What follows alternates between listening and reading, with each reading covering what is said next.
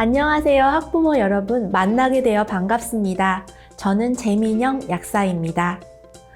오늘 학부모님께 드릴 이야기는 우리 아이들이 살아갈 미래에 보편화될 의약품인 바이오 의약품에 대한 것입니다. 우선 무엇을 바이오 의약품이라 부르는지 알아볼까요? 바이오 의약품은 사실 오래전부터 우리가 사용해왔던 형태입니다. 바로 생물학적 제제로 분류되는 혈장 제제, 호르몬, 백신 등이 지금까지 전통적으로 사용되어 온 바이오 의약품입니다. 특히 인슐린은 인류가 최초로 사용하게 된 가장 기본적인 형태의 바이오 의약품이라 할 수 있지요. 인슐린 이야기가 나왔으니 쉽게 일반 화학 의약품과 바이오 의약품을 비교할 수 있도록 당뇨병 치료제를 예시로 설명을 이어나갈까 합니다. 당뇨병의 원인은 다양하지만 쉽게 인슐린 분비가 원활하지 않은 것을 주 원인으로 봅니다. 전통적인 화학의약품, 즉 먹는 약은 우리가 복용하게 되면 췌장세포와 화학적인 반응을 거쳐 결과적으로 인슐린 분비를 원활하게 합니다. 하지만 이러한 먹는 의약품은 인체 내에 들어가 소화, 흡수, 대사, 배설이라는 과정을 거치면서 환자의 상태에 따라 약효가 영향을 받기 쉽습니다. 또한 온몸에 혈관이 퍼져 있는 만큼 원하지 않는 장기의 세포에도 의약품의 영향력이 미칠 수 있다는 한계점을 갖고 있습니다. 그렇다면 당뇨병을 치료한다는 같은 목표를 가지고 화학의약품이 아닌 우리가 생각해 볼 수 있는 바이오 의약품은 무엇이 있을까요? 물론 아까 처음에 언급했듯이 당뇨병 환자에게 부족한 인슐린을 직접 넣어주는 것도 치료 방법입니다. 하지만 현재 바이오 의약품은 훨씬 작은 크기로 아픈 세포에 콕 찍어서 작용하는 의약품을 만들기 위해 발전하고 있습니다. 최근 바이오 의약품 치료 원리로 당뇨병 치료제를 우리 한번 설계해 볼까요? 만약 인슐린 분비를 촉진하는 데 도움을 주는 효과적인 호르몬이 있다면? 네, 그 호르몬을 넣어주는 것도 좋은 치료 방법이겠지요. 또는 반대로 인슐린 분비를 억제하는 호르몬이 있다면 그 억제하는 호르몬이 나오지 못하게 막아주는 단백질을 넣어주는 것도 당뇨병 치료를 돕는 바이오 의약품이 될 것입니다. 가상으로 바이오 의약품을 설계해 보았는데요. 실제로 각종 치료제로 쓰이고 있는 최신의 바이오 의약품은 질병의 원인이 되는 단백질을 분석하고 그와 연관되어 있는 호르몬이나 항체를 배양해서 주입하는 원리로 설계, 개발되고 있습니다. 최근에는 장기의 재생을 돕는 줄기세포 치료제도 바이오 의약품의 큰 종류 중 하나입니다. 위에서 언급한 당뇨병 치료제와 연관지어 생각해 볼까요? 인슐린 분비를 관장하는 췌장세포를 재생해주는 줄기세포를 넣어주는 것도 좋은 치료 방법일 것입니다. 또한 유전자 치료 원리에서 당뇨병 치료제를 설계해 본다면 어떨까요? 췌장에서 인슐린 분비를 원활하게 하지 못하는 단백질의 유전 정보를 분석해 처음부터 유전자를 바꾸거나 잘라내는 치료도 가능하겠지요.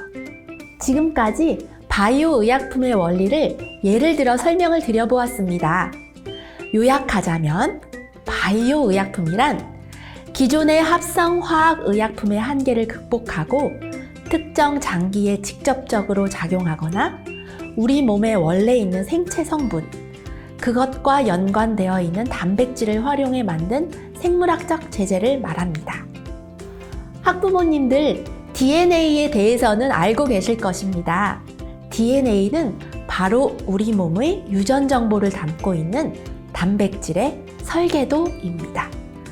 인류는 모든 단백질에는 유전 정보가 있다는 것을 알게 되었고, 이러한 DNA를 미생물에 넣게 되면 매우 빠른 속도로 대량으로 복제가 된다는 것도 알게 되었습니다. 이를 통해 우리가 원하는 단백질을 언제든 대량 생산할 수 있게 되면서 바이오 의약품의 개발이 더욱 활발하게 된 것이지요. 바이오 의약품은 어느 정도 효과를 예측 가능한 상태에서 개발이 시작된다는 점에서 합성 화학 의약품과 다른 점이자 장점입니다. 바이오 의약품은 특정 신체 장기에 선택적으로 작용하기 때문에 기존 화학의약품에서 부작용을 많이 나타냈던 항암 분야나 기존 치료제가 없었던 희귀질환, 난치병 치료에 큰 기여를 하고 있습니다. 대표적으로 항암 치료에 많이 쓰이고 있는 바이오 의약품인 항체 치료제에 대해 설명드리겠습니다. 우리 잠시 면역 시간을 떠올려 볼까요? 항체란 어떤 외부 물질이 우리 몸에 들어왔을 때 대량으로 생산되어 외부 병균을 공격하기도 하고 방어하기도 하는 창이자 방패 같은 단백질입니다. 특정 암세포를 막는 창과 방패 같은 단백질이 있다면 그 단백질의 유전 정보를 분석해 대량으로 배양하고 단백질을 발현시켜 의약품으로 쓰는 것이 바로 항체 치료제입니다. 항체 치료제는 실제 기존 화학 항암제와 더불어 다양한 암 치료에 쓰이고 있습니다. 항체 치료제와 더불어 바이오 의약품의 좋은 사례가 바로 백신입니다. 기존의 백신은 독성을 낮춘 균을 소량 우리 몸에 넣어주어 항체를 만들 준비를 도와주는 생물학적 제재입니다. 최근 진화된 바이오 의약품으로서의 백신의 형태는 바로 mRNA 백신입니다. 이번 코로나19 백신에서도 많이 활용된 원리이므로 이를 예를 들어 설명드릴게요. 이번에 나온 코로나 바이러스 백신은 기존의 백신과 같이 코로나 바이러스를 약독화해서 직접 넣어준 것이 아닙니다. 코로나 바이러스 위에 있는 뾰족뾰족한 돌기 단백질 기억하시죠? 그 돌기 단백질의 유전 정보를 담고 있는 mRNA를 우리 몸에 넣어준 것이 가장 큰 특징입니다. mRNA가 우리 몸에 들어와 코로나 돌기 단백질을 만들어내고 우리 면역 체계는 그 단백질을 기억하고 실제 코로나 바이러스가 감염됐을 때 항체를 만들어내는 원리지요. 기존의 분자량이 큰 단백질을 직접 투여할 때 나타날 수 있는 단점들을 보완했다는 점에서 진화된 형태의 백신이라 할 수 있습니다.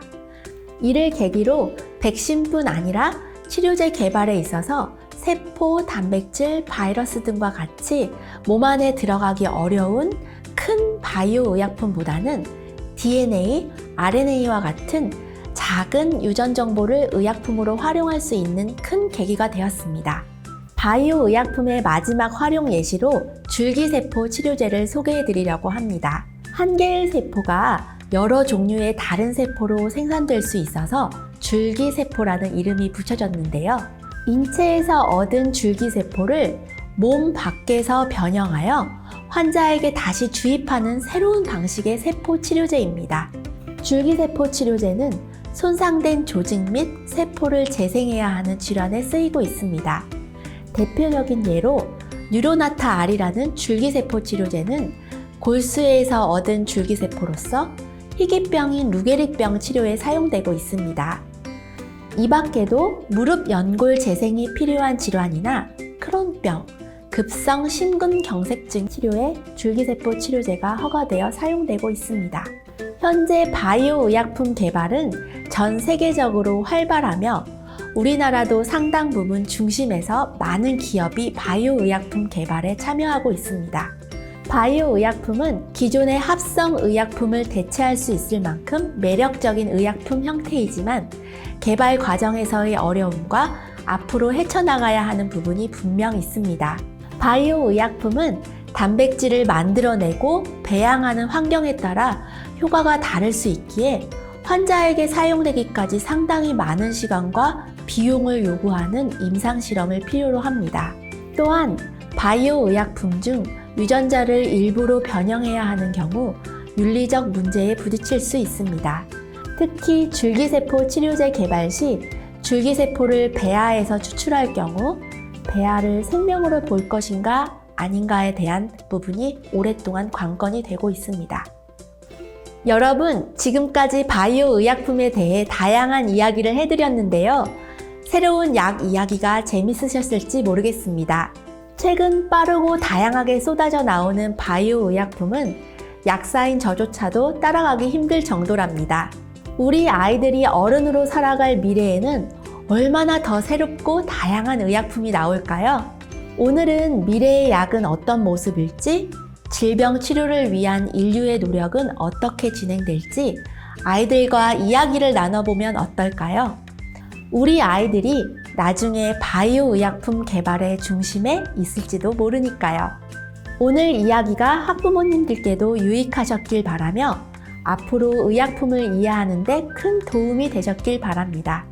긴 설명 들어주셔서 감사합니다.